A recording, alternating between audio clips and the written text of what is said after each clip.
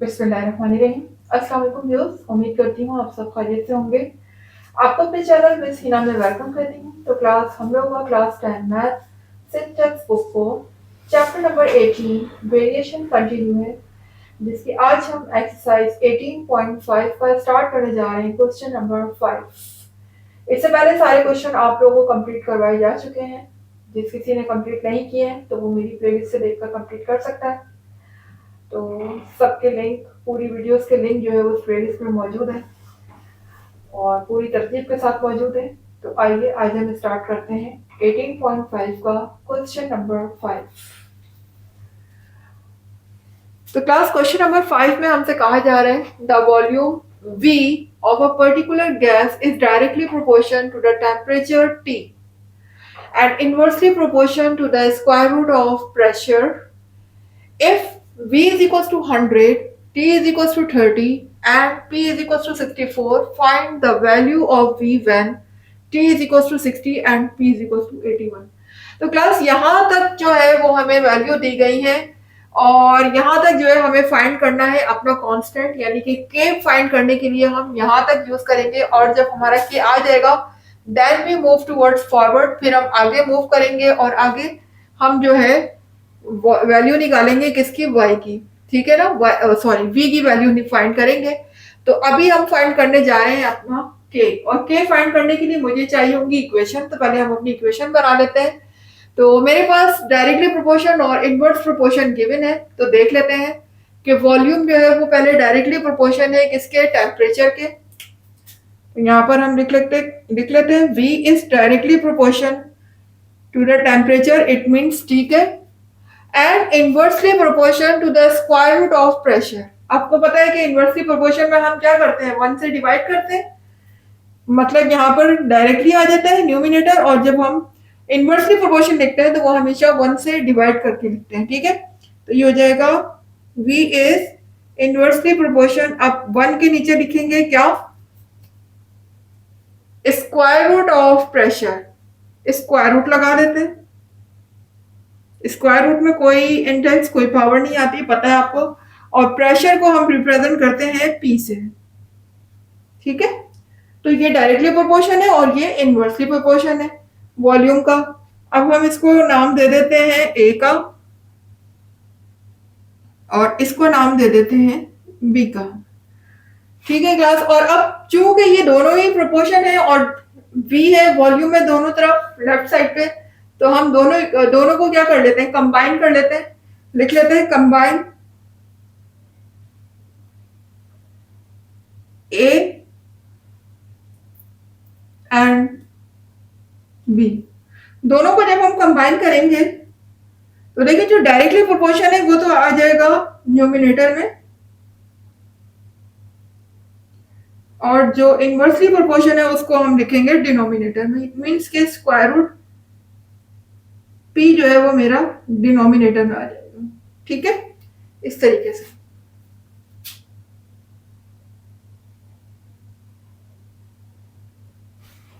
देख सकते हैं। और अब मुझे इसको कन्वर्ट करना है इक्वेशन में, और इक्वेशन में कन्वर्ट करने के लिए मुझे दो चीजें रिक्वायर्ड होती है, इक्वल टू का साइन और दूसरा कांस्टेंट। तो हम लगा लेते हैं यहाँ पर v is equal to k t upon square root p। ठीक है, तो इसको हम नाम दे देते हैं इक्वेशन 1 का। लेकिन मुझे v जो है, v तो मेरे पास आ गई, ठीक है ना, v तो मैं इजीली फाइंड कर सकती हूँ, लेकिन v फाइंड करने के लिए मुझे यहाँ पर k पता होना चाहिए। ठीक है ना, तो पहले हम k फाइंड कर लेते हैं, और ये वैल्यू जो हमें दी गई है v is equal to 100, t 30, p 64, ये हमें k फाइंड करने के लिए ही दी गई है।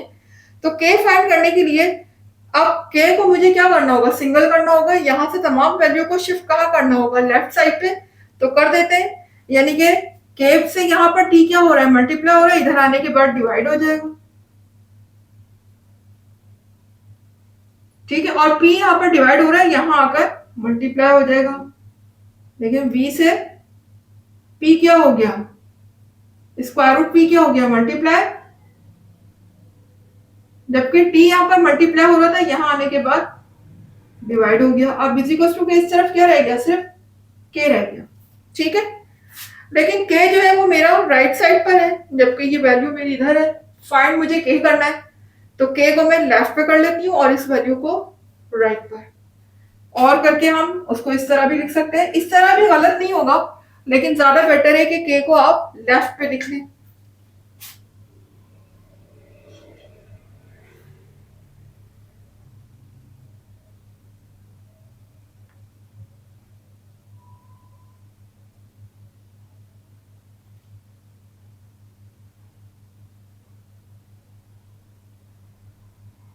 ये देख सकते हैं आप इस तरीके से के की मेरे पास यहाँ पर वैल्यू आ गई, लेकिन ये अभी वेरिएबल की फॉर्म में है कि अब जो जो जिसकी वैल्यू दी हुई है, देखें v के इक्वल टी पी, ये सारी की सारी हम इस वैल्यू जो हमें गिवन है यहाँ पर पुट कर देते हैं और फाइंड कर लेते हैं के।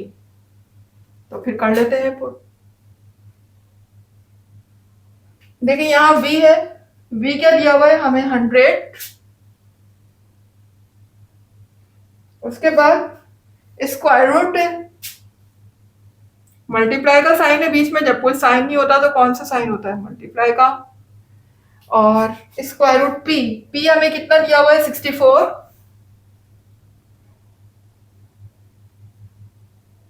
फिर डिवाइड का साइन है, और डिनोमिनेटर में मेरा लिखा हुआ है टी। टेम्परेचर हमें कितना गिवन है 30। तो क्लास अब हम इसको सिंप्लीफाई कर लेते हैं। स्क्वायर रूट 64 आपको पता है किसका स्क्वायर है, 64 8 का स्क्वायर है, यानी 8 को अगर मैं 8 से मल्टीप्लाई करती हूँ तो मेरा क्या आ जाता है 64 आ जाता है। 8 को मैं यहाँ पर पेयर बना लेती हूँ,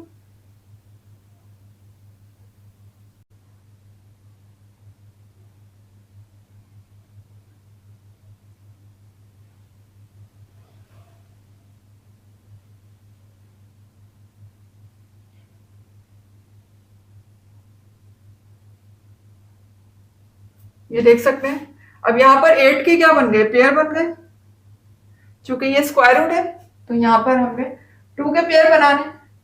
तो अब 8 का जब पेयर बन चुका है तो ये रूट से क्या आ सकता है, बाहर आ सकता है, और बाहर आने के बाद ये सिंगल 8 हो जाएगा। यहाँ पेयर है लेकिन जब रूट से बाहर आएगा तो ये 1 बन जाएगा। ठीक है, 1 8, इसको 1 टाइम लिखेंगे हम 8 को। अब ये रूट से बाहर आ चुका है, अपॉन में मेरा लिखा हुआ है 30। तो क्लास यहाँ हम कैंसिल कर देते हैं। ठीक है, पहले तो देखेंगे जीरो से लास्ट का जीरो, ये लास्ट का जीरो कैंसिल हो गया। ठीक है, अब यहां मैं मल्टीप्लाई करूंगी इसको, तो ये हो जाएगा 10 को जब मैं 8 से मल्टीप्लाई करूंगी 80 अपॉन 3। ठीक है, जब मैंने 10 को 8 से मल्टीप्लाई किया तो ये हो गया 80 और अपॉन में लिखा हुआ है 3। अब कैंसिल तो कुछ हो नहीं सकता था ना, 3 के टेबल में ना तो 8 आता है और ना ही 10 आता है। तो हमने क्या किया, न्यूमिनेटर को न्यूमिनेटर से मल्टीप्लाई कर दिया और डिनोमिनेटर में जो लिखा हुआ था उसको एज इट इज लिखा रहने दिया। तो यहाँ पर मेरी के की वैल्यू आ चुकी है। Now we are going to find the value of v. Volume अब हम फाइंड करने जा रहे हैं। तो वॉल्यूम फाइंड करने के लिए मैं कौन सी इक्वेशन कंसीडर करूंगी, इक्वेशन 1। ठीक है, तो यहाँ पर हम लिख देते हैं consider equation 1।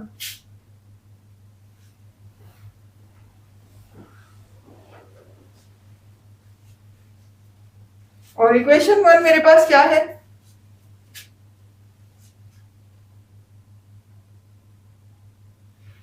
v is equals to k t upon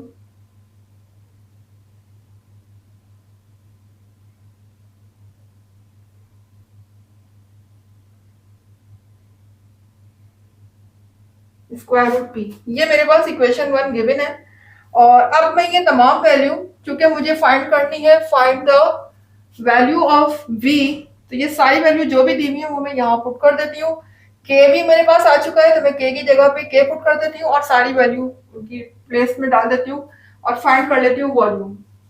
चलिए अब हम इस वाली इक्वेशन में तमाम वैल्यू को पुट करने जा रहे हैं। तो देख लेते हैं v इज इक्वल टू पहले k लिखा हुआ है तो k की प्लेस में 80/3 आ जाएगा। फिर मल्टीप्लाई का साइन है और टेम्परेचर हमें क्या गिवन है 60 अपॉन में लिखा हुआ है स्क्वायर रूट p और p की वैल्यू मेरे पास क्या है 81। ये मैंने सारी वैल्यूज जो है वो अपने इक्वेशन 1 में पुट कर दी है। अब मैं वॉल्यूम फाइंड करने जा रही हूँ। तो वॉल्यूम फाइंड करने के लिए सबसे पहले हम फाइंड कर लेते हैं स्क्वायर रूट 81। 81 किसका स्क्वायर रूट है 9 का। अगर मैं 9 को 9 से मल्टीप्लाई करती हूँ तो मेरा क्या आता है 81 आता है। तो यहाँ पर हम 9 का पेयर बना लेते हैं।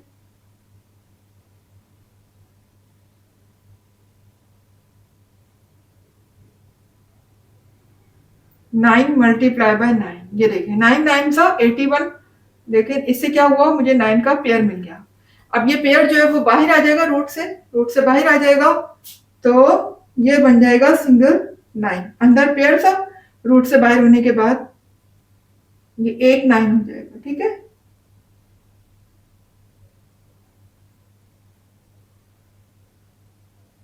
इस तरीके से। अब देख लेते हैं अगर कुछ कैंसिल हो रहा है तो हम कैंसिल कर देते हैं। ठीक है, तो 3 के टेबल से 60 जा सकता है तो 3 1 जा 3, 3 2 जा 6, 0 का 0। और देख लेते हैं कुछ और कैंसिल हो रहा हो।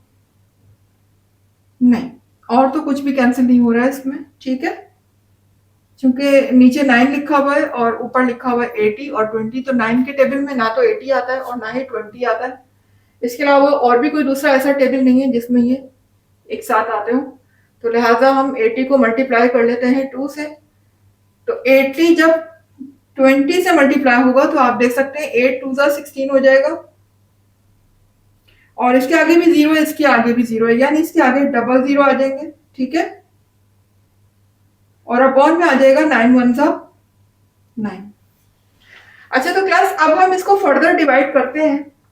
आप कैलकुलेटर से भी कर सकते हैं फर्दर डिवाइड। चलें आपको यहाँ रफ वर्क में करके दिखा देती हूँ मैं। ये आप देख सकते हैं और वैसे आप कैलकुलेटर से भी डायरेक्ट इसका आंसर निकाल सकते हैं। तो यहाँ पर मुझे 9 का टेबल पढ़ना है। देखें जाहिर है कि मैं 2 डिजिट्स को कंसीडर करूंगी पहले 16 को। तो 9 का टेबल पढ़ना है कि मुझे 16 मिल जाए या उससे कम मिल जाए। तो 9 1 9, 9 2 18। 18 जो है वो ज्यादा हो जाता है 16 से, लिहाजा हम 9 1 9 ही करेंगे यहाँ पर। अब 16 में से मुझे 9 को माइनस करना है तो मेरे पास क्या रह जाएगा 7। मेरे पास बचेगा 7 और अब यहां से आपको पता है कि मैं एक 0 कॉपी करूंगी। डिवाइड करना तो आता होगा आप लोग। अब 9 का टेबल इतना पढ़ना है कि 70 आ जाए या फिर 70 से कम आए।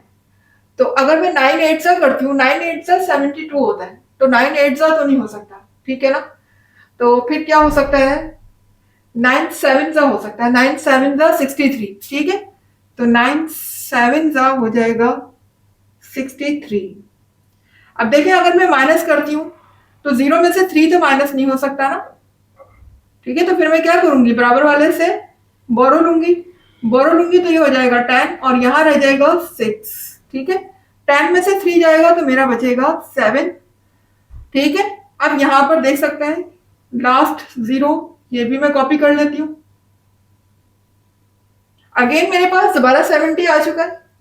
फिर मुझे 9 का टेबल इतना पढ़ना है कि 70 सेम वही कंडीशन है। तो 9 7 जा 63।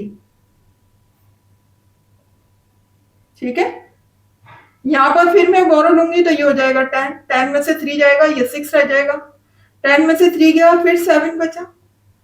पॉइंट लगाकर मैं यहाँ पर 0 लगा सकती हूँ। तो अब ये वैल्यू इसी तरह रिपीट होती जाएगी, हमें बार बार रिपीट करने की जरूरत नहीं है। पॉइंट के बाद बस एक डिजिट और ले लीजिए। तो 9 7 जा 63। ठीक है, यहाँ पर फिर मेरा 7 बच जाएगा। तो ये सिलसिला इसी तरह चलता रहेगा, यहाँ 7 7 7 आता रहेगा। तो आपको इतना ज्यादा करने की जरूरत नहीं है, बस पॉइंट के बाद एक डिजिट भी अगर आप ले लेते हैं तो डेट्स इनफ। अच्छा, अब आपकी बुक में जो आंसर दिया हुआ है 0.8 दिया हुआ है, तो इससे कोई फर्क नहीं पड़ता। पॉइंट से पहले वाला आंसर ठीक होना चाहिए, पॉइंट के बाद अगर किसी डिजिट्स का फर्क आ भी जाता है तो इट्स ओके, कोई इतनी बड़ा मसले वाली बात नहीं है, परेशान मत होइएगा। हमारा आंसर बिल्कुल सही आ रहा है। तो वॉल्यूम जो है वो मेरा आ गया है 177.7। अच्छा, अब वॉल्यूम का जो यूनिट होता है वो क्या होता है? क्यूबिक होता है, क्यूबिक यूनिट।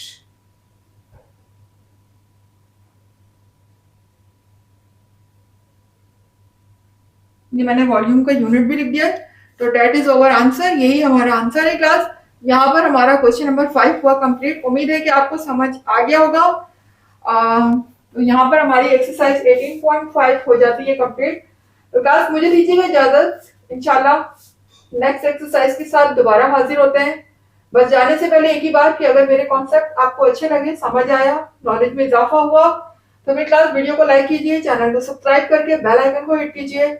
ऑल पे क्लिक करेंगे तो हर नई आने वाली वीडियो का नोटिफिकेशन सबसे पहले देखने को मिलेगा। इसके अलावा जितना ज्यादा हो सके मेरी वीडियोस को प्लीज काइंडली शेयर जरूर किया करें। इससे क्या होता है कि नॉलेज महदूद लिमिट से आउट हो जाता है। ठीक है ना, एक अगर आप शेयर नहीं करते तो लिमिट रहती है, आप तक ही रहेगा। लेकिन अगर आप शेयर करते हैं तो आपके दोस्तों, रिश्तेदारों, आपके रिलेटिव्स, आपके करीबी जो कोलीग हैं, आपके फ्रेंड, सब तक ये बात पहुंचती है और इसका सवाब सब आप ही को मिलेगा।